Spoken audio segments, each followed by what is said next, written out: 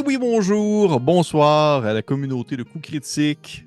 Nous sommes de retour pour un tout nouveau montée de niveau et j'ai le plaisir, cette fois-ci, de m'entretenir avec Guillaume de la chaîne, en fait, au Bazar d'Ectélion. Alors bonjour Guillaume, ça va bien? Eh ben bonjour Pépé, ça va bien et toi? Ça va très bien, merci. Je suis très content de te recevoir parce qu'en fait, on l'a mentionné un peu avant d'entrevue, tu sais, on est en périphérie un peu des mêmes regroupements, des mêmes communautés, tout ça. Veux pas, tu habites, je pense, sur la rive sud de Québec, si je me trompe pas. Exactement, on n'est pas très loin l'un de l'autre et C'est c'est ça, vrai on n'est qu'on pas, on est tombe vraiment. souvent autour des mêmes groupes, Oui, des mêmes discussions. oui. Donc, je suis vraiment très content de t'avoir avec moi et aussi d'avoir. J'ai déjà préparé quelques petites questions dans mon lot qui, je pense, pourraient être très intéressantes vu les conversations que je peux entrevoir ici et là sur ton Discord, entre autres choses. Mais avant de débuter ce montée de niveau pour les gens qui nous écoutent et qui ne te connaissent pas, est-ce que tu pourrais nous faire peut-être une petite présentation? Qui est Guillaume? Qu'est-ce que le bazar d'Ectélion? Qu'est-ce que tu peux nous en dire? Mais oui, oui, j'allais dire avec plaisir, mais c'est jamais si plaisant que ça de se présenter finalement. Non, je sais, je sais. Écoute, donc Guillaume, français comme les plus québécois d'entre vous peuvent l'entendre, et j'habite au Québec depuis 6 ans déjà, je suis arrivé en 2018, et je suis rôliste depuis que j'ai 10-11 ans à peu près. La date est un peu floue avec le temps qui passe, donc je sais plus Mhm. exactement quel âge j'avais, mais vraiment tout début d'adolescence, on va dire. Et depuis, j'ai joué à pas mal de jeux et à force de m'intéresser à ce qui se passait sur les internets, avoir des critiques de jeux où parfois je n'étais pas forcément d'accord, où je comprenais pas forcément l'angle, j'ai décidé, un beau jour de 2021, si je me souviens bien, de lancer le Bazar d'Ectélion pour moi aussi parler de jeux de rôle, parler de ce que j'aimais, de faire des critiques, etc. Et ça m'a amené dans plein d'aventures, à découvrir plein de mondes, découvrir plein de jeux aussi et à ouvrir mes horizons et à avoir aujourd'hui une petite communauté très sympa. Alors, je suis pas la plus grosse chaîne, mais j'aime beaucoup ce que je fais, j'aime beaucoup parler de jeux de rôle. C'est un peu ma vie, le jeu de rôle. Voilà. Bon, écoute, je pense qu'on partage la même passion. Puis c'est drôle, on est tous les deux ce que j'appelle des enfants de la pandémie. C'est des chaînes qui se sont débutées pendant la pandémie parce Ouais. qu'on était comme peut-être en train de se demander qu'est-ce qu'on fait. Ah bah Moi, moi c'était pas ça de du mon tout. côté. Non, Moi pas pas du du tout, tout. non. Ah non non pas du tout. Écoute, j'ai jamais eu autant de travail que pendant la pandémie. Je suis pas du OK. tout. Tu sais, moi je travaille dans l'informatique et pendant la Mhm. pandémie il y avait beaucoup de monde qui voulait se monter des boutiques en ligne, etc. C'est vrai. Donc j'ai jamais eu autant de travail que pendant la pandémie. OK. Donc, Puis pendant la pandémie, tu as décidé quand même de te faire une bah chaîne c'est ça. malgré Écoute, tout. des semaines de Regarde, 80 heures, mais fou de même on c'est y ça. va. On vit avec nos choix. On vit avec nos choix. Donc, pour les gens qui nous écoutent et qui ne connaissent pas le concept de montée niveau, parce que c'est le premier que vous écoutez, en fait, c'est bien simple. J'ai une série de questions au hasard que je pige dans une liste virtuelle. Avant, j'avais une petite enveloppe avec des petits papiers, mais pour sauver la planète, j'ai tout tourné ça vers le numérique. Et des questions, en fait, qui sont sur le monde du jeu de rôle, qui sont très générales, qui pourraient être posées à n'importe qui, mais aussi dans le lot c'est possible que je tombe sur des questions qui sont très spécifiques à Guillaume. Donc, ça va vraiment y aller au fil des questions, au fil de ton envie aussi. Si tu as l'impression que cette question-là est moins intéressante, tu peux dire on passe, on peut aller sauter d'une question à une autre. J'ai souvent aussi des sous-questions qui embarquent à mesure que tu vas répondre à une question. Je vais trouver des détails ou des sujets importants dans ce que tu as mentionné, puis je vais vouloir rebondir sur ces sujets-là. Et on jamme ainsi ensemble le temps qu'il faudra et avec le plus grand plaisir possible. Est-ce que tu es prêt? Je suis tout à fait prêt. Je tiens à préciser pour les plus sceptiques d'entre vous, de nos spectateurs, que non, les questions sont vraiment tirées au hasard. Je n'ai aucune idée de ce qui m'attend. Oui, c'est pas du tout. C'est absolument pas. Je sais vraiment pas. Donc, on commence Vas-y. avec une première. Au hasard, je regarde. OK. Question générale. En fait, ça tombe quand même bien parce que je sais que tu as la curiosité rôliste assez en place, dans le sens que tu n'es pas cadré dans une seule gamme. Tu t'explores et tu vas découvrir plein de jeux variés, aussi variés les uns que les autres. Ainsi, je serais curieux de savoir, est-ce que tu aurais par hasard un jeu qui ne l'est pas encore, que ça n'a pas été dans les cartons non plus, mais que tu aimerais beaucoup voir être traduit en français, mais qui est seulement disponible en anglais pour l'instant? Un jeu. Oui, je te dirais Geist de chez Onyx Path Publishing. Ah C'est un. ouais! Ouais, Ah ouais! un Tabarnouche. jeu des Chronicle of Darkness, donc des Chroniques des Ténèbres, et Ouais. ils en ont fait quelques-uns chez Studio Agathe, mais Geist ne l'est pas encore, et c'est un jeu que j'ai découvert assez récemment finalement, et je trouve que c'est un jeu formidable, qui pose beaucoup de questions. Euh, donc, c'est un jeu que Veux-tu j'aimerais me, bien voir. veux-tu me remettre un peu en contexte? Celui-ci, c'est quoi? Je suis vraiment un néophyte de l'univers Euh, de Darkness, là. Je sais vraiment rien, presque. Écoute, Pépé, j'ai le malheur de te dire que tu es mort. Donc, tu es mort Hmm. et tu es descendu dans le monde des morts, mais tu as voulu remonter. Tu as voulu remonter dans le Mhm. monde des vivants et pour ça, tu as passé un pacte avec une entité qui s'appelle un Geist. Et tu es Mhm. donc désormais un Sin Eaters. Donc, tu es un manche-péché, si tu préfères, un dévoreur de péché. Et ce pacte permet aux gens de revenir des morts et tu dois à la fois enquêter sur ce que veut ton Geist. Donc généralement, ça peut être des choses comme découvrir ce qui lui est arrivé, parce que c'est quelqu'un aussi qui est mort, c'est un spectre. Qui est mort dans des conditions très violentes, etc. Et tu dois Mhm. aussi, toi, accepter le fait que ta vie n'est plus la même. Tu es vraiment mort. Tu ne dors plus, tu n'as plus forcément les mêmes sentiments, etc.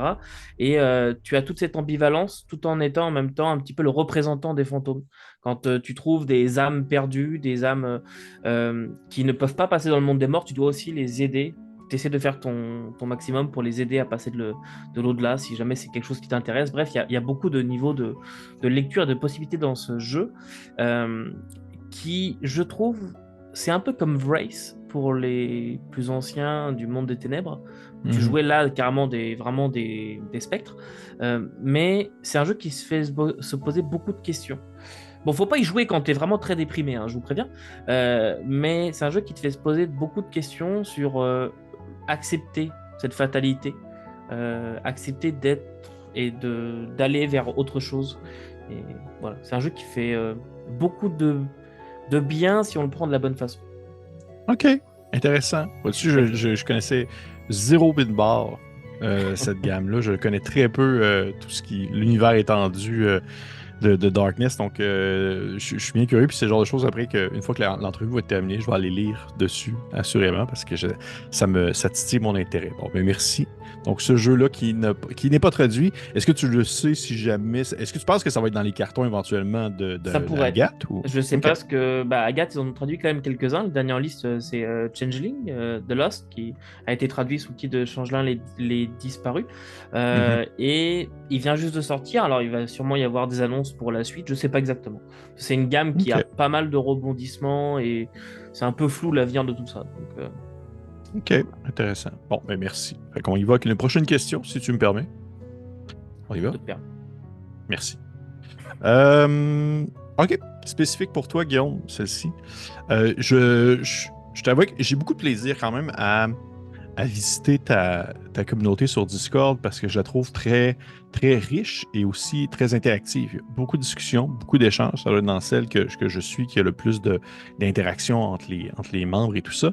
Et je serais curieux de savoir un peu comment tu trouves ça gérer justement une communauté en ligne. Parce que de mon côté, c'est quelque chose que je suis pas du tout habitué. On en a un Discord, mais je suis pas dessus très souvent. Je suis beaucoup plus à l'aise avec justement les enregistrements vidéo et tout ça. Mais vraiment, la gestion d'une communauté écrite, les membres et tout ça, devoir peut-être éventuellement faire de la modération, des choses comme ça, tu trouves ça comment? C'est très prenant, très intéressant à faire, mais aussi très stressant. OK. Pour le coup, alors il y a des discussions qui se déclenchent, mais déjà il y a un effet de décalage horaire, parce que beaucoup du public qui me suit sont français, ou en Mhm. Europe du moins. Donc il y a déjà un effet de décalage horaire où parfois j'arrive le matin, je me lève et il y a 40 messages que j'ai pas vus. Bon, c'est rare, mais ça peut arriver. Et parfois j'ai un petit peu loupé le fil, donc je suis obligé de regarder, etc., ce qui s'est dit. Mais il y a toujours ce côté là, bah, voilà, je vois qu'il y a eu un petit creux dans les discussions. Est-ce que je devrais relancer un sujet? Est-ce que je devrais laisser ça là? Pour essayer quand même de créer de l'interactivité, essayer de trouver des sujets de discussion intéressants. Mhm. C'est toujours un petit peu, bah, c'est un petit peu comme animer un réseau social en fait. C'est exactement Ouais. la même chose. Essayer de trouver des nouveaux contenus.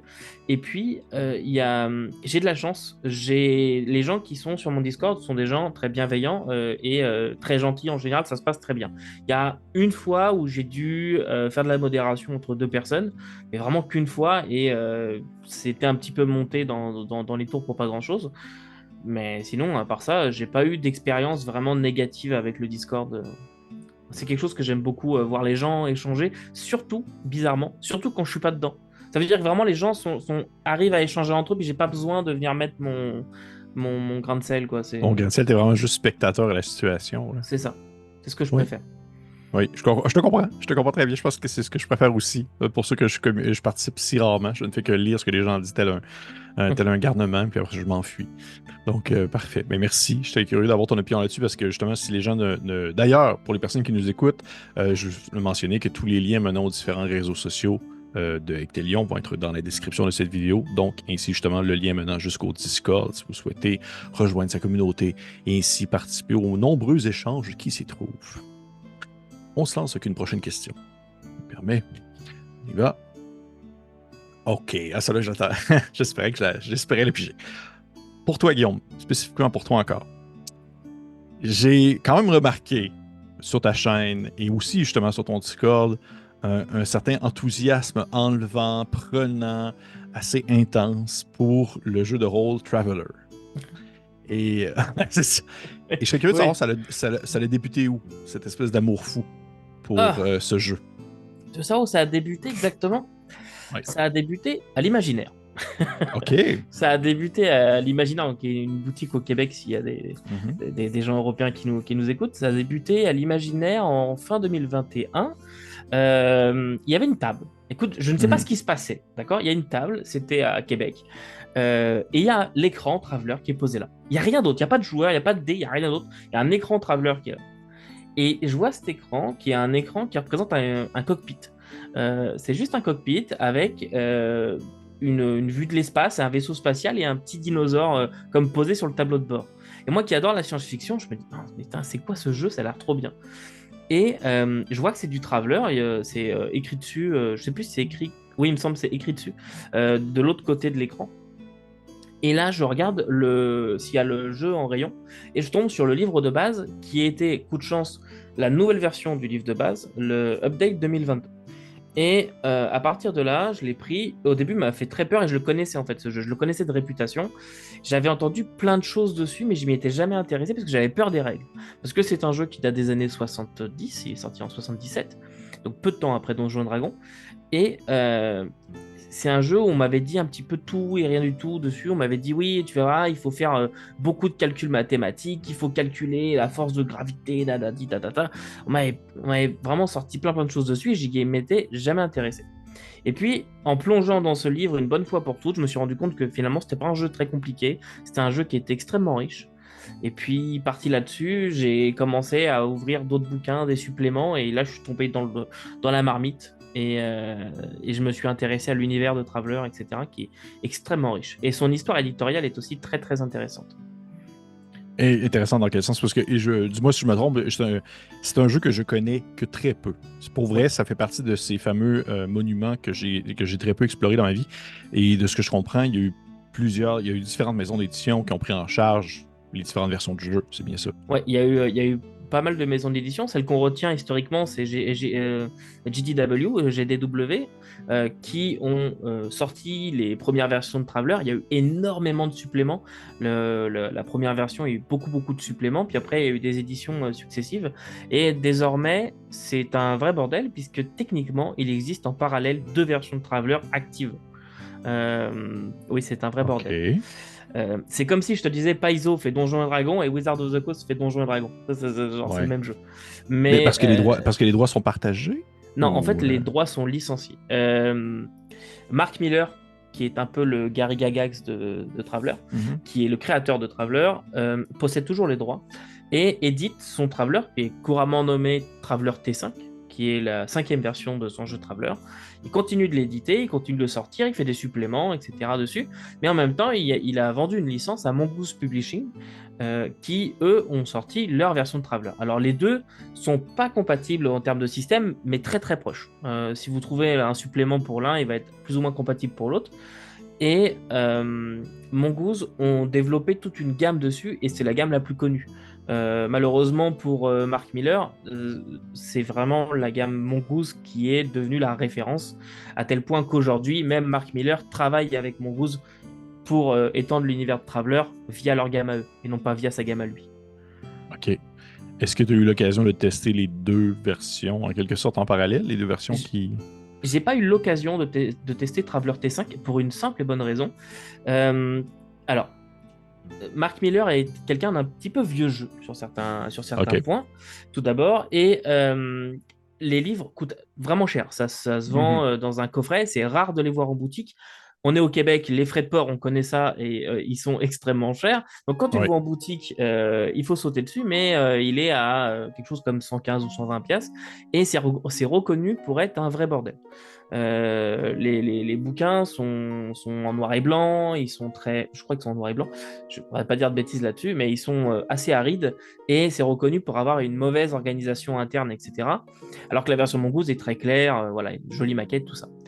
Et, euh, et je disais, c'est un petit peu le. Mark Miller est reconnu pour être un petit peu vieux jeu, parce que notamment, si tu veux, les PDF, etc., tu peux les trouver assez facilement sur DriveThru, machin.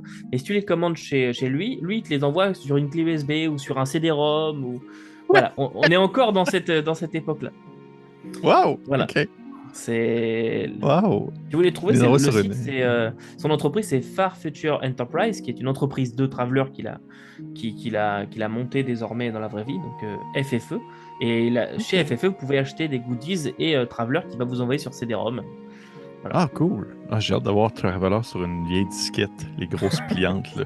C'est Une génial. floppy 3.5 Ah ouais, c'est peut-être. ça. C'est vraiment cool. C'est vraiment drôle, en fait.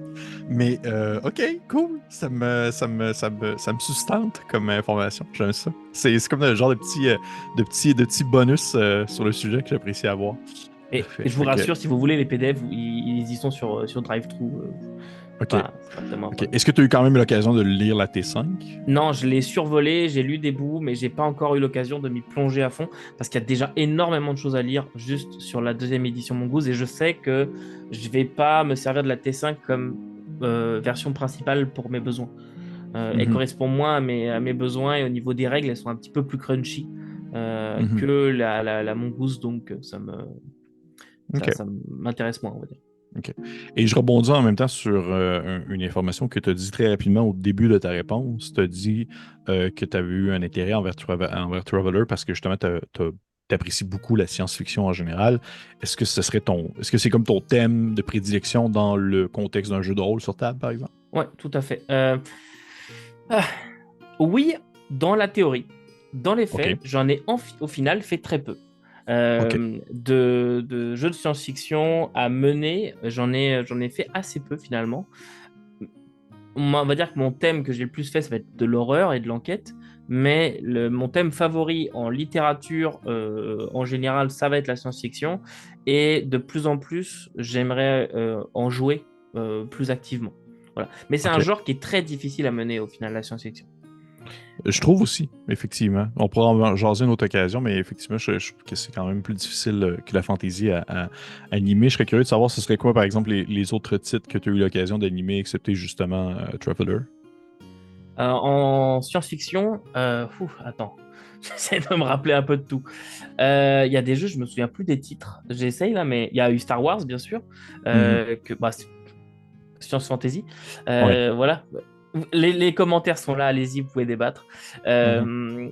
Il y a eu Eclipse Phase aussi, que Oui. j'ai testé. Alors, j'ai mis très longtemps avant de réussir à le faire, mais j'ai testé en tant que joueur et en tant que MJ, et j'ai beaucoup aimé Eclipse Phase. Déjà, à la lecture, pour moi, ça a été une vraie révélation.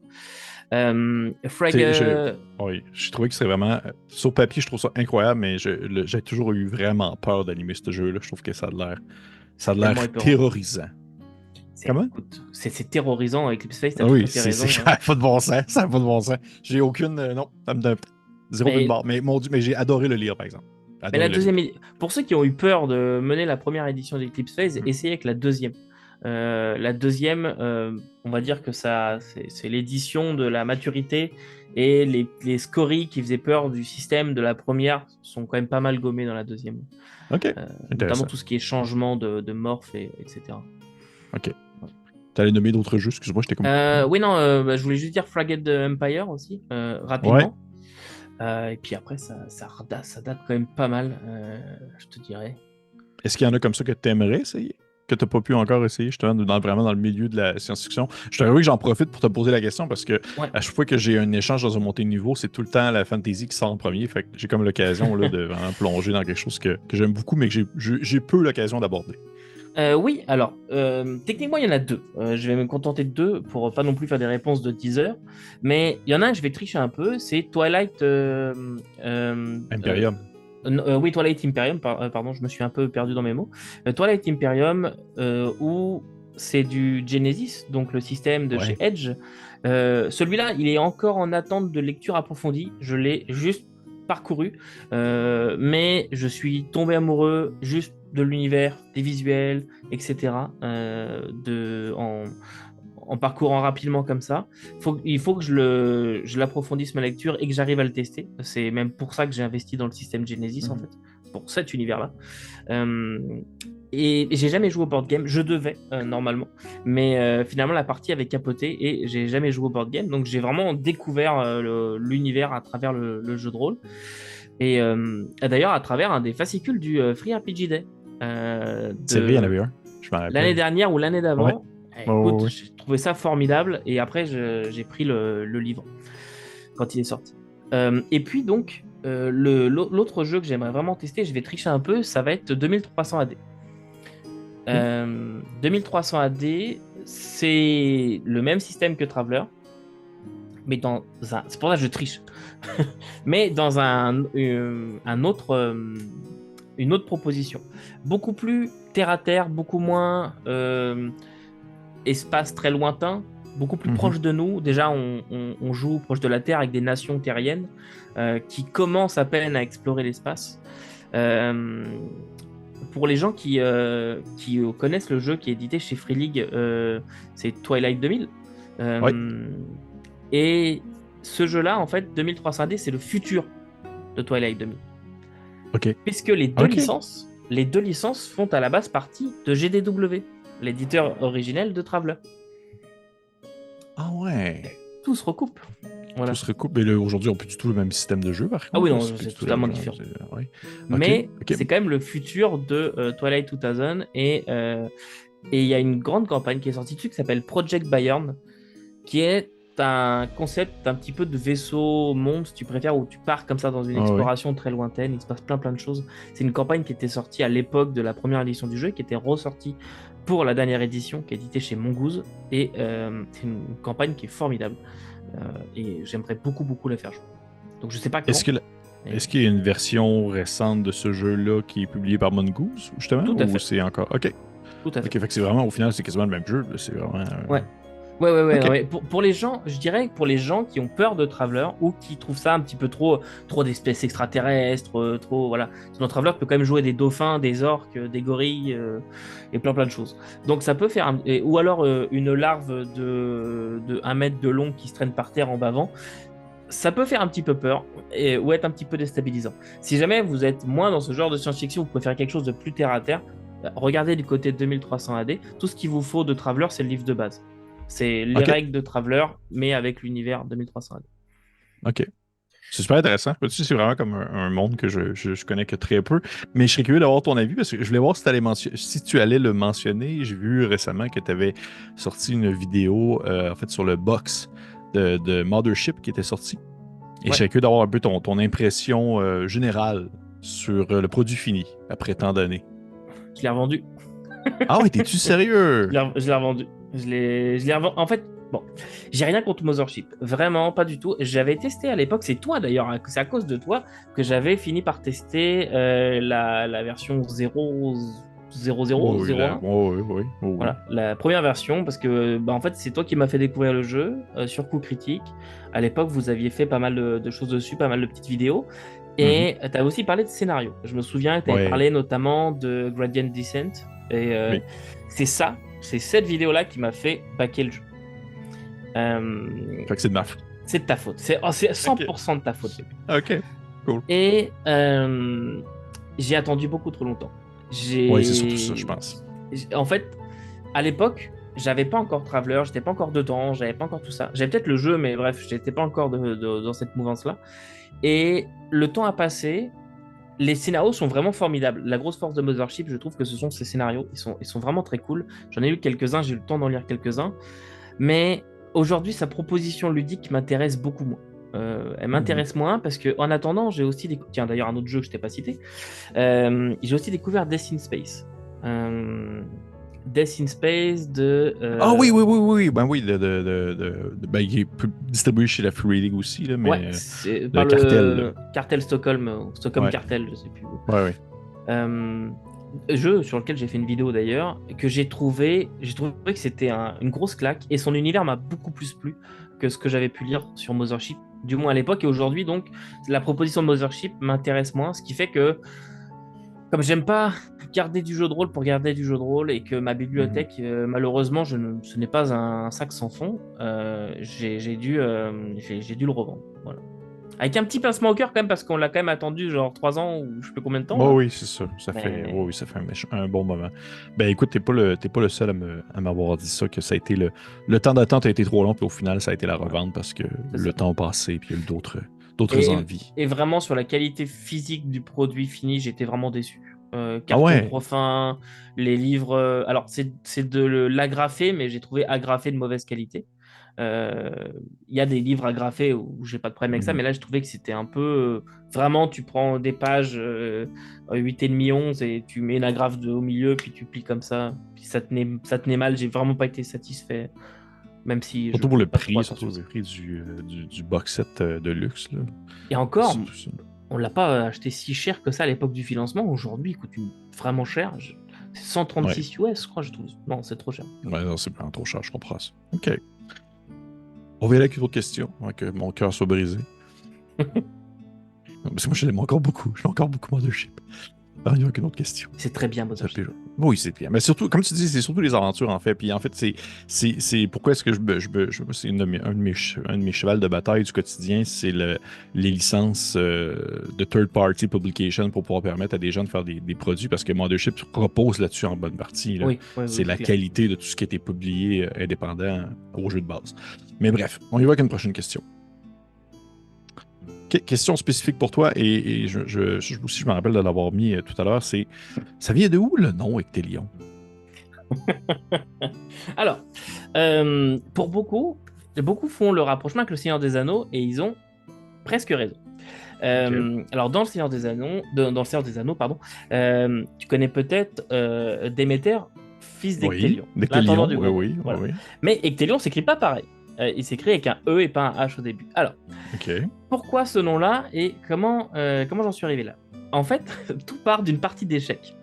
À l'époque où je découvre le jeu de rôle, mais surtout je découvre le Seigneur des Anneaux.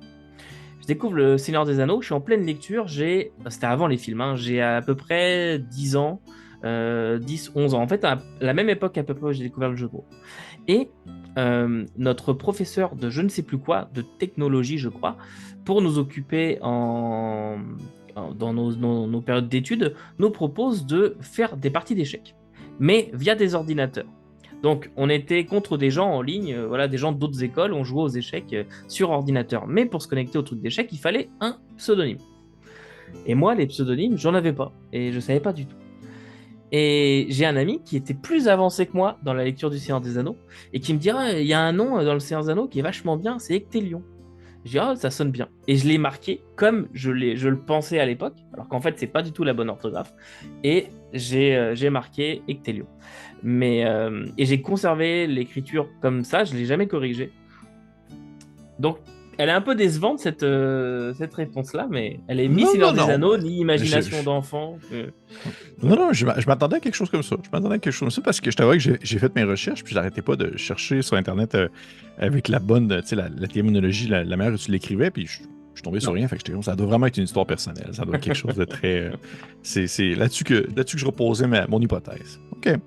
Bon, on va y aller avec une prochaine question, si tu me permets. OK. Ton avis général, ben, je sais que tu en fais aussi sur ta chaîne, mais je serais curieux d'avoir ton avis en tant que possible consommateur d'Actual Play. Qu'est-ce que tu penses de ce fameux sujet qui fait quand même assez débat des fois sur certains groupes au point d'en relever Ouais. certaines tensions? Écoute, les actual plays, moi je trouve ça absolument formidable. Honnêtement, mon opinion premier, il est là, mais pour plusieurs raisons.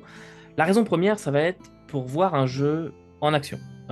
J'ai lu un jeu, je veux me faire un avis sur les règles, j'ai pas le temps de le tester moi-même tout de suite. Hop, je regarde un petit actual play, même si je Mhm. m'engage pas sur une longue campagne, mais juste je regarde un petit peu comment ça se joue et ça répond déjà à pas mal de mes interrogations, des questions que je pouvais me poser sur tiens, ce système de résolution me paraissait un petit peu trop lent. Effectivement, à table, ça a l'air de galérer à comprendre ou pas du tout. Enfin, voilà. Donc déjà, ça répond à cette première question chez moi. Ça va être, on va dire, ma première source de visionnage d'un actual play. La deuxième chose, c'est que si l'histoire est bonne, si l'histoire m'accroche, ça a carrément remplacé les séries télé dans ma Mhm. consommation de médias. Euh, Honnêtement, aujourd'hui, je pense que j'ai regardé beaucoup trop de films, beaucoup trop de séries télé et j'ai du mal à être surpris. J'ai du mal à être surpris parce que je vois les ressorts scénaristiques, je vois les ressorts d'écriture, etc. Et dans un actual play, j'ai beaucoup moins cette chose-là. Je suis assez régulièrement surpris par la trahison d'un PNJ, par les attaches entre les personnages, etc. Donc quand c'est bien joué, alors je parle pas de comédien, hein, mais juste de joueurs de jeux de rôle, quand c'est bien joué, bien fait, j'adore ça. Il y a quand Est-ce que même tu des... pourrais m'en nommer quelques-uns qui sont pour toi des incontournables que tu as écoutés récemment, par exemple? Oui, alors bon, les plus connus que j'écoute, ça va être Roll and Play, La Bonne Auberge, Mhm. que j'écoute depuis. Alors, La Bonne Auberge, depuis pas si longtemps, peut-être 2 ans, ouais, un truc comme ça. Mais par contre, Roll and Play, j'écoute depuis le tout début, depuis que c'est sorti, et que j'aime vraiment beaucoup. Mais il y a d'autres actual play que je regarde aussi. Attends, j'essaie de me rappeler des noms, mais tout ce que fait par exemple Christophe de Pile Rouge, j'en ai regardé quand même pas mal de Mhm. Christophe. Qu'est-ce que j'écoute de façon assidue? En ce moment, j'en écoute beaucoup moins, je te dirais. J'ai regardé pas mal des vôtres aussi, Obélien. Malheureusement, j'ai pas Mhm. pu tout suivre. Il y a un moment où j'ai pas pu suivre comme je voulais et il y a eu un trop gros écart qui s'est fait. Et ah oui, non, mon énorme coup de cœur en termes d'actual play, c'est le studio 4D2, Mhm. une chaîne suisse où j'ai suivi toute leur première campagne qu'ils avaient faite. Malheureusement, elle a dû être arrêtée. Aujourd'hui, j'ai beaucoup plus de mal à les suivre pour des questions de changement de plateforme, puisque quand c'est sur YouTube, tout le monde a l'épisode en même temps. Ça, Ouais. c'est bien, tu as l'impression d'être à jour, t'es dedans. Et puis, à un moment, ils sont passés à Twitch 100%, sauf qu'avec le décalage horaire, bah, pour moi, c'est pas possible de suivre sur Twitch. Et ils ont arrêté, je sais que c'est prévu, mais ils ont eu des problèmes de temps, etc., de mettre les épisodes sur YouTube. Donc il y a des campagnes Mhm. qui ont commencé, qui sont en cours, et ils sont genre à l'épisode 25 sur Twitch, mais moi j'ai jamais pu voir un seul épisode. Donc Ouais, voilà, je comprends. ça c'est un petit problème, mais voilà. Et je regarde OK. quand même régulièrement ce que font d'autres chaînes. Aujourd'hui, je trie beaucoup plus les actual play. Il y a vraiment des critères pour moi qui sont tac, automatiquement, je sais si je vais accrocher ou pas. Lesquels? Alors lesquels? Le son. La première Oui. chose, le son. Si quelqu'un a un Mhm. micro-casque, euh, j'oublie il y en a quand même que je dois, excuse-moi, je reviens un petit peu en arrière, il y en a quand même que je dois nommer impérativement. RPG Suicide, bien sûr. Mhm. Vince, dont je suis les aventures dans la frontière des tempêtes. Et puis, comment... Ah, j'ai oublié le nom. Tant pis, j'ai oublié un dernier nom, mais c'est pas grave, ça va me revenir plus tard. Donc oui, non, au niveau des choses qui vont être un peu éliminatoires, ça va être d'abord le son. Mhm. Si vous avez des micro-casques, je vais pas réussir à suivre. Les sons où tu as l'impression que la personne elle parle comme ça, ou voilà, la qualité du son, pour moi, c'est vraiment primordial, puisque je vais plus les écouter que les regarder. Ouais, moi aussi, je comprends. Euh, OK. beaucoup de monde. C'est d'ailleurs pour ça que si jamais vous voulez un jour voir un de mes actual play, alors, les récents, pas les plus vieux. Les plus vieux n'existent pas. Mais les récents, je demande aux joueurs d'avoir des micros comme on a aujourd'hui. Ils n'ont pas des micro-casques. Je bannis les micro-casques à la table. Voilà. Quitte à les financer moi-même, mais je bannis les micro-casques. Euh, donc, ça va être d'abord ça. Et puis ensuite, l'implication des joueurs. Mhm. Je demande pas à ce que les gens soient des acteurs. Honnêtement, limite, ça me gêne quand ce sont des acteurs. Euh, des fois, on ne sait jamais trop si cette réaction est naturelle ou si il y a eu un petit indice du MJ ou voilà. Même si Mhm. je suis peut-être naïf, mais je crois quand même à la spontanéité de tout un chacun, acteur ou pas. C'est juste que les acteurs vont avoir tendance à savoir quand réagir, mieux réagir ou appuyer sur certains points pour la narration, etc. Là où un joueur Mhm. va peut-être se dire ok, ça me touche, mais je vais pas forcément le montrer. Ouais. Euh, et mais je veux que les joueurs soient impliqués. Ça, c'est très important pour moi. Il faut que l'histoire soit cool, même si elle est bateau. C'est pas une question de complexité scénaristique. Même si elle est assez bateau, il faut que l'histoire soit prenante, pleine de rebondissements, et que les joueurs se sentent impliqués par ce qui se passe dans cette partie. Et qu'à chaque fois que le MJ prévoit un retournement de situation, tout le monde fasse waouh, je m'y attendais absolument pas, quand est-ce qu'on joue la suite? Là, j'ai envie, quoi. Et ça, c'est Mhm. vraiment communicatif pour moi. OK, très cool. Pour vrai, j'ai une bonne réponse. J'aime ça savoir ça. Je pense qu'on est aussi dans les mêmes vibes un peu en termes de ce qu'on recherche comme actual play. Et pour revenir un peu sur ton premier point que tu as fait mention concernant sur la découverte, par exemple, d'un système ou voir le fonctionnement des mécaniques d'un jeu précis via un actual play, est-ce que ça t'est déjà arrivé d'en écouter un et que ça soit l'actual play en soi qui t'a donné le goût de découvrir un jeu que tu ne connaissais pas, par exemple? Tout à fait. Euh, L'actual play de Black Book Edition pour Trudvang Chronicles. OK. Ce jeu-là, j'en avais entendu parler un petit peu, j'en avais entendu des mauvais échos, et j'ai regardé Mhm. l'actual play de Black Book Edition, et j'ai trouvé que c'était absolument formidable. Alors, il y a plein de trucs qui vont pas trop dans cette partie, mais Marc Sotrio, qui est responsable de la gamme, enfin qui était responsable de la gamme chez Black Book, via sa façon de narrer et de mettre en forme l'univers, je me suis dit, ok, soit c'est le MJ qui fait un travail formidable, soit c'est le jeu qui est extraordinaire, et je me suis procuré le jeu, et c'est pas du tout une déception, j'adore ce jeu. Il fait partie de mon top 5. Malgré son système, qu'il y a des gens qui chialent, etc. Mais j'adore ce jeu, écoute, c'est tellement poétique. OK. Ça doit être dans mon dans mon moins top 5. J'ai Mais je j'ai eu comprends. j'ai eu de la difficulté. En plus, j'avais backé dans le temps la version anglaise. Ça avait pris aussi comme quasiment 3 ans à l'avoir. Et... Oh mon Dieu Seigneur, ouf. Ça a Ah, été une belle écoute, évolution. on Mais pourra en regarde, reparler. Mais ouais, on peut en reparler. tu vois, si tu me permets de faire un complément à ta question, il y Oui. a aussi un jeu que j'ai vu tester en actual play, que j'avais un intérêt, et finalement je me suis dit, ah non, non, pas du tout. Ah oui, quoi? Euh, et ben, c'est L'œil noir, aussi chez Black Book Edition, OK. aussi un actual play chez Black Book. Alors, j'avais déjà de grosses réserves, j'avais essayé de le lire, j'avais pas réussi à aller dedans, mais quand même, j'avais un intérêt vu les suppléments qui sortaient.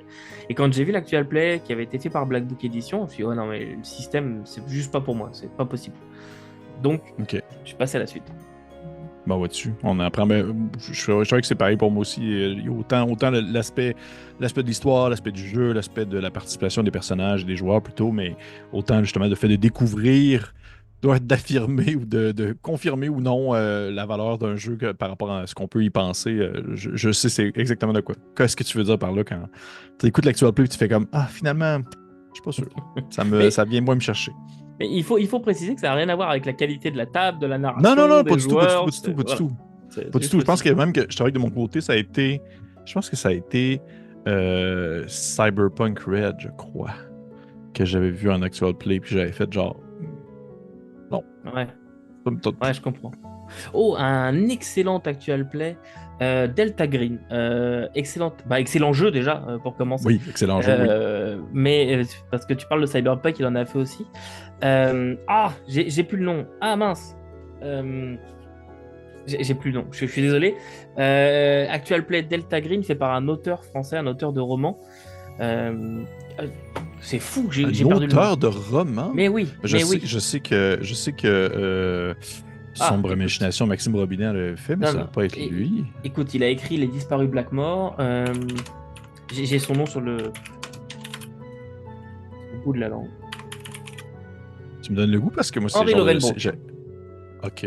Henri Lovenbrook, bah, c'est ça, c'est son nom. Il a une chaîne YouTube sur laquelle il fait beaucoup d'actual play, et il fait des interviews, etc.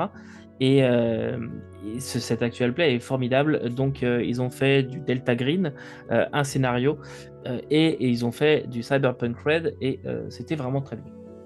Ok. Voilà. Je vais regarder Désolé ça. Non, non, pas de d'avoir. problème, pas de problème. Je vais aller voir ça parce que j'aime beaucoup, beaucoup Delta Green. Puis effectivement, qu'on en a pas assez en français. C'est un jeu que j'ai vraiment hâte de voir arriver justement en français via Akileos.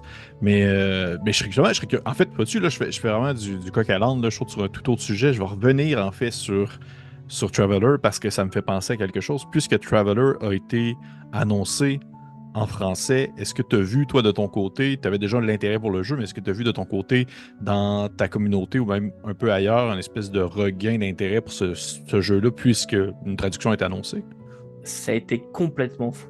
Écoute, j'ai OK. vécu un mois de financement absolument com- complètement dingue. Bon, tout d'abord, moi personnellement, avec Télion, petite chaîne de, à l'époque, même pas tout juste 500 abonnés, je crois, j'ai été invité par des plus grosses chaînes YouTube pour parler de Traveler, pour présenter le jeu, etc. Parce que j'étais un peu le seul, enfin, rescapé francophone YouTube qui parlait de Traveler. Il y avait une autre chaîne qui en parlait avant, Icosaèdre, mais malheureusement, ils ont arrêté. Et donc, je suis passé sur Rollis TV, chez Indécent Podcast, pour parler de Traveler. Et donc là, déjà, j'ai une grosse visibilité et j'ai eu beaucoup de monde qui sont arrivés sur la chaîne. Je ne m'attendais pas à ce que ça ait un tel écho. Beaucoup de gens ont commencé à parler de Traveler. Et puis, j'ai eu l'occasion de rencontrer les gens de Nemos et de travailler avec eux. Donc, par la suite, ils m'ont proposé de les aider pour Traveler. Ah Donc, ouais! ouais, ouais, Shit. ouais. C'est encore en cours d'ailleurs. Mais vraiment, ça s'est décidé la veille du lancement de la campagne. Donc là-dessus, je n'ai pas vraiment mon mot à dire. Mais la campagne a attiré énormément de monde, beaucoup plus que ce que je pensais. Nous, on a pris la décision de monter un Discord qui s'appelle Traveler francophone pour accueillir les gens qui voudraient parler de Traveler, jouer, etc. Donc il y a eu beaucoup de monde qui sont arrivés. On a eu quelque chose comme 150 personnes la première journée. Un truc vraiment fou. On avait fait une annonce. J'avais fait un live Traveler, puis les gens étaient arrivés dessus après. J'avais annoncé le Discord. Donc, on a eu beaucoup de monde et tout le monde me parlait de Traveler. J'étais devenu le YouTuber Traveler, alors que je parle pas que de ça, mais j'étais devenu le YouTuber Traveler et tout le monde me parlait de ça. Pour Mnemos, je vais faire notamment les personnages pré-tirés de la campagne. Ah Voilà, ouais! un petit regard sur les suppléments qui vont être traduits, etc. pour orienter un petit peu les décisions qui pourraient être prises là-dessus. Euh, et donc j'ai rencontré des gens formidables qui travaillent actuellement dessus. Et il y a eu le Discord.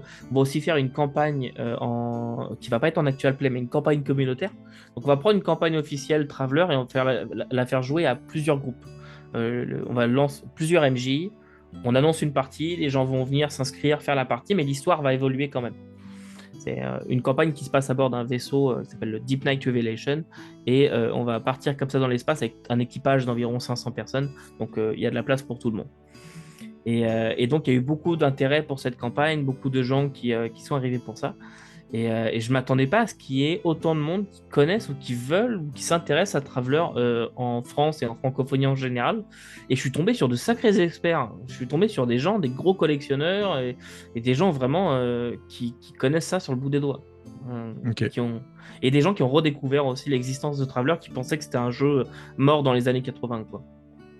Est-ce que tu penses que le fait de ce regain d'intérêt ou cette popularité soudaine à l'annonce de la traduction française vient peut-être du fait qu'il y avait un certain créneau à remplir en matière de science-fiction, jeu de rôle dans la francophonie? Je pense sincèrement, oui. Alors, on a une idée reçue, en tout cas en France. Je ne sais pas exactement ailleurs, mais on a une espèce d'idée pour dire que le jeu de rôle de science-fiction, ça marche pas. Ça ne fonctionne pas. La fantasy, ça fonctionne. L'horreur contemporaine, ça fonctionne, mais la science-fiction, ça marche pas. Et grâce au financement de Traveler, je pense que Nemos ont réussi à prouver qu'il y avait un intérêt certain. Peut-être caché, peut-être qu'une communauté particulière ou des gens qui disent peut-être pas haut et fort, mais il y a eu un vrai gain d'intérêt, un vrai regain d'intérêt. Et je pense qu'aujourd'hui, un jeu de rôle de science-fiction a tout à fait sa place dans la francophonie en tout cas. Parce Moi, que je des suis jeux de rôle de absolument science-fiction, on a eu d'accord. plein aux États-Unis, etc. Mais Mon Dieu, il y en en a France, tellement, oui. c'est ça. Je vais en France comme ça, dans le même mood, là, vraiment dans le même créneau. J'en ai pas tant qui me vient en tête tu sais, à part Valérien, puis ça, c'est parce que c'est une franchise. Là, c'est comme Ouais, mais il y a c'est la Empire lotation. Galactique. Oui, c'est vrai. T'as un vieux jeu Galactique. français euh, Il n'y a qui pas était un déjà Chronique basé à oublié mode. aussi, qui est Oui, il y a comme Chronique Oubliée science-fiction. Galactique, ouais. Ouais, c'est ça. Tu sais, il y en a pas des tonnes. Là. Fait que Et tu vois, Star Trek, par exemple, de chez Modifius, Le Star Trek a été traduit par Arkane Asylum. Oui. Et ben, malheureusement, Arkane ont été obligés d'arrêter la gamme. Je crois qu'ils ont encore un supplément à sortir. Ils ont annoncé qu'il n'y aurait pas la fin de la gamme parce qu'ils ont du mal à le vendre. Alors, est-ce que c'est la Mhm. licence Star Trek où les gens ont l'idée un petit peu des pyjamas et des salles de commande en moquette? Je sais pas trop. Peut-être des gens qui connaissent pas trop Star Trek, mais est-ce que c'est la licence qui pénalise un petit peu le succès du jeu? Je ne sais pas, mais Personnellement, je pense que c'est le système 2D20, mais ça, c'est mon opinion personnelle. c'était un autre sujet. Je te rejoins Ouais. là-dessus, Pépé. C'est un autre sujet. Je suis pas mal sûr que c'est ça parce que, vois-tu, je suis persuadé qu'on aurait pris Star Trek et qu'on y aurait donné un système, par exemple, sensiblement la même base, le Year is Zero Engine, comme on voit sur Alien, puis ça aurait Ouais. fonctionné. Là. Je suis sûr, sûr, sûr, certain. Peut-être, ouais. Alors, le 2D20, j'ai un avis plutôt positif dessus, mais ça dépend vraiment de son itération. C'est un système de jeu qui est complètement adapté à chaque fois sur une licence en Oui, particulier. oui, oui. Et vous pouvez jouer à un système 2D20 et jouer à un autre jeu en 2D20 et vous dire, mais c'est pas du tout le même jeu. Vous aurez raison. Mhm. Si je prends par exemple Conan, qui est un jeu que je trouve, pardon du terme que je vais employer, mais dégueulasse en 2D20. Je n'aime pas du tout ce jeu. Ça a été un gros flop pour moi quand je l'ai lu à l'époque. Et vous prenez, c'est Homeworld, je crois que c'est comme ça Oui, oui, le oui, jeu oui. vidéo qui est sorti en 2D20. Et bah, c'est le même système, mais dans Homeworld, j'ai compris le 2D20, je l'ai apprécié, j'ai vraiment aimé ça. Oui. Mais dans Conan, j'ai trouvé ça exécrable. C'est comme quoi, question Mhm. d'adaptation. Tu sais, dans Et Conan, je l'avais vraiment pas apprécié non plus, mais je l'avais bien aimé dans Fallout. Je trouvais que Fallout voilà. se portait très bien en 2D20. C'est le numéro un. Et, Bon, et, mais et dans Star Trek, bah, c'est un peu. Ouais. Ouais, c'est Ouais, ça. c'est Bref. pas le système que j'aurais mis non plus. Non, c'est ça. Je vois le temps qui passe. Je pense qu'on a le temps pour une dernière question, si tu me permets.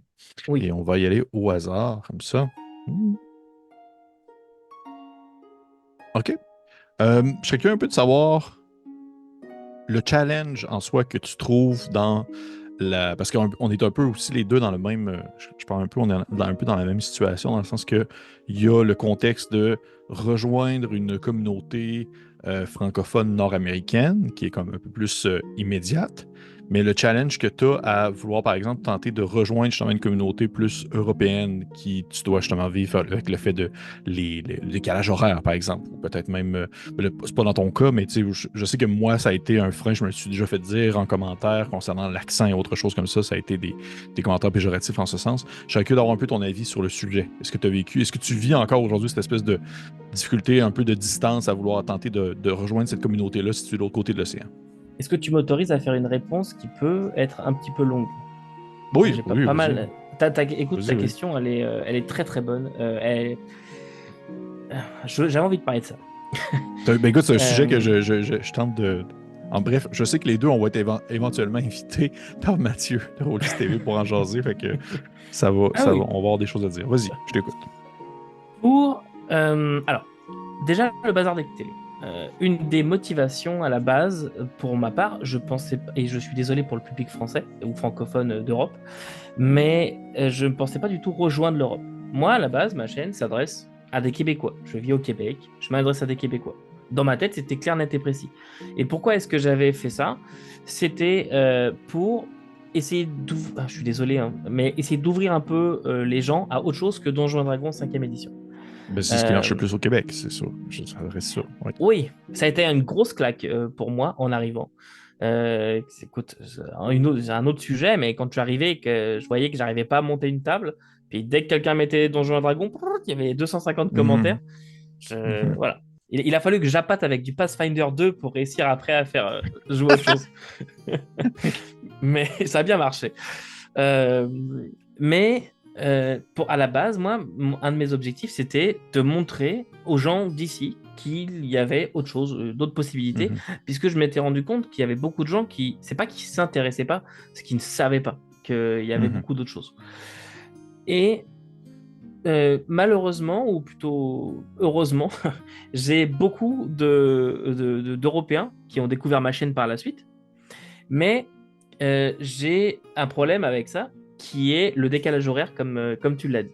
Je ne peux pas faire de live correctement, puisque si je fais des lives à mes heures à moi, pour eux, c'est des heures indues. Donc, je suis obligé de faire ça les week-ends, machin, et ça me scrape la journée. Disons ça comme ça. C'est pas facile. Si jamais il y a des invités qui sont au Québec, d'autres en Europe, bah, on se retrouve avec une problématique. Pour organiser des discussions comme j'aimerais beaucoup plus organiser sur ma chaîne, bah, j'ai des problématiques aussi de décalage horaire. Tu parlais de Mathieu tout à l'heure, on doit se faire une vidéo bientôt ensemble et on a dû trouver un jour férié au Québec pour être capable de se voir autrement que le week-end. Donc, puis les jours fériés au Québec, ça se compte sur le doigt d'une main. Donc, c'est compliqué. Donc, j'ai beaucoup de Français qui viennent sur ma chaîne, et c'est très cool, mais ce qui fait que je m'adresse à un public vraiment de niche. Et pourquoi? Puisque je parle pas de jeux en français, puisque j'y ai pas accès. Oui, effectivement. Je parle pas de jeux français, ou quasiment pas, j'ai pas accès aux jeux en français, très peu du moins, il y en a quand même que je fais venir et tout ça, mais bon, à chaque fois, ça me coûte un rein, puis j'en ai que 2. Je crois que j'ai dû m'en faire pousser une dizaine en tout. mais voilà. Donc, je peux pas être dans l'actu pour eux, ce qui fait que j'attire pas beaucoup de monde de là-bas. Et c'est pas grave, je veux dire, je suis pas là pour le fame non plus, mais j'ai du mal aussi à intéresser le Québec, puisque je parle pas de Donjons et Dragons 5 et que je veux pas en parler. Et puis il y a l'accent, on va pas se mentir aussi, il y a beaucoup de gens qui m'ont dit tes vidéos ont l'air cool, mais j'arrive pas à te regarder parce que tu parles trop vite. L'accent, j'écoute 5 minutes et après ça m'énerve. J'ai eu aussi ce genre de commentaires, mais je comprends, c'est normal. C'est un coup à prendre, on va dire. Moi aujourd'hui, l'accent québécois, il me choque plus. L'accent français me choque par contre. Oh, okay. Je croise un Français dans la rue, je me dis tiens, il est pas d'ici. Je m'attendais à ce que tu partes encore plus longtemps sur ta réponse sur le sujet parce que je sais qu'il y a énormément de choses à dire. Mais écoute, j'en ai encore plein, mais j'essaie de faire court. Oui, mais je comprends à 100% ce que tu veux dire concernant l'accessibilité on dirait des gammes qui vont être disponibles en français parce que c'est ce qui va être majoritairement lu en France, en francophonie européenne, alors que justement les livres ne sont pas traduits, mais qui vont peut-être être lus aussi en France ou en francophonie, ben ça demeure que c'est justement, comme tu le mentionnes, c'est pour un public qui est beaucoup plus niche. C'est beaucoup, en fait, de ce que je vois, c'est beaucoup justement du monde dans l'OSR, des choses qui sont un peu plus très, très, très petits, genre Nave, deuxième édition, des petits trucs comme ça qui vont être ici et là. Mais je comprends. Je te dirais que quand j'étais en France, je me posais pas la question de est-ce que j'achète un jeu en anglais ou un jeu en français. J'achète en français parce que j'y ai accès, puis que je me pose vraiment pas la question. Je regarde ce qui sort et je prends un jeu en français. Et c'est vraiment, je le lisais quand même déjà quelques jeux en anglais quand vraiment je trouvais pas en français. Et je me posais pas la question. Et c'est en arrivant au Québec que je me suis rendu compte de la barrière de la francophonie où je veux tel jeu, mais pourquoi il est pas en boutique, pourtant il est sorti depuis longtemps ce jeu-là. Et tu découvres aussi des trésors que des éditeurs français ont fait venir au Québec. C'est introuvable en France, mais ici, tu en as dans les boutiques. C'est même plus vendu, l'éditeur est mort. Ouais, c'est ça, c'est l'affaire, c'est que le temps qui arrive au Québec, l'éditeur n'existait plus, puis c'est quelque part dans une vieille boutique. Mais oui, je comprends très bien. Mais ouais, c'est ça. Mais en même temps, je trouvais que l'accessibilité, surtout pendant la pandémie, il y a aussi un espèce de regain à l'accessibilité de certains ouvrages qui étaient plus en numérique, en PDF et tout ça, puis ça permet des fois d'avoir accès à des choses que sinon tu n'aurais jamais tout simplement accès. Là. Des choses comme ça. Mon cœur se réchauffe de ne pas t'avoir entendu dire digital. Merci d'avoir dit numérique. J'aime beaucoup. Écoute, je connais quand même mon Internet. Mais non, le numérique, le PDF, c'est formidable. Honnêtement, vu les coûts, l'explosion des coûts qu'on a eu ces dernières années, puis bon, faut dire aussi que nous, quand on doit payer en euros, c'est comme si on payait avec des roupies, j'ai l'impression. Donc c'est compliqué. Donc le numérique nous permet d'avoir accès quand même à beaucoup plus de choses qu'on aurait le droit normalement. Mais bon, je fais un peu mon vieux con là, mais c'est quand même pas pareil d'avoir un bouquin, sentir l'odeur, d'avoir le grain du papier. Quand c'est pas du papier glacé. Non, je sais que c'est pas pareil. Je le sais bien. Mais écoute, je suis sûr qu'on en aura l'occasion d'en parler dans une autre occasion. Mais merci beaucoup, Guillaume, en fait. Merci d'être venu passer à un montée de niveau. Est-ce que tu apprécies ton expérience? Mais oui, quand même, c'est très bien, trop court, beaucoup trop court. Écoute, il me faudrait 3 heures de plus. Écoute, j'essaie de respecter mon heure cadrée. J'aimerais ça que tu puisses rappeler aux gens qui nous écoutent où est-ce qu'on peut te retrouver, tes différents réseaux sociaux. Oui, vous pouvez me retrouver un petit peu partout. Donc déjà sur YouTube, vous avez les liens, je suppose, en description. Mhm. Sur Facebook, mais Facebook, je m'en sers surtout pour annoncer les vidéos, etc. Sinon, Instagram, où je poste pas mal de petites choses, et majoritairement Discord. Si vous voulez vraiment discuter, ça va être Discord ou les commentaires de la chaîne YouTube. Et Twitter aussi. Twitter, si jamais vous voulez me retrouver. Parfait. Voilà. Donc, oui, bien sûr, comme tu le mentionnes, tous ces liens vont être dans la description de la vidéo. Merci encore aux gens qui nous ont écoutés. Merci aux gens qui posent des questions dans les commentaires. Si jamais vous avez des questions pour Guillaume, vous pouvez les laisser en commentaire. Je suis sûr qu'il va se faire un plaisir de répondre lorsqu'il il passera dans le coin. Merci aux pouces en haut. Merci aux abonnements. Et pour les autres, on se dit à la prochaine. Au revoir. Bye bye tout le monde.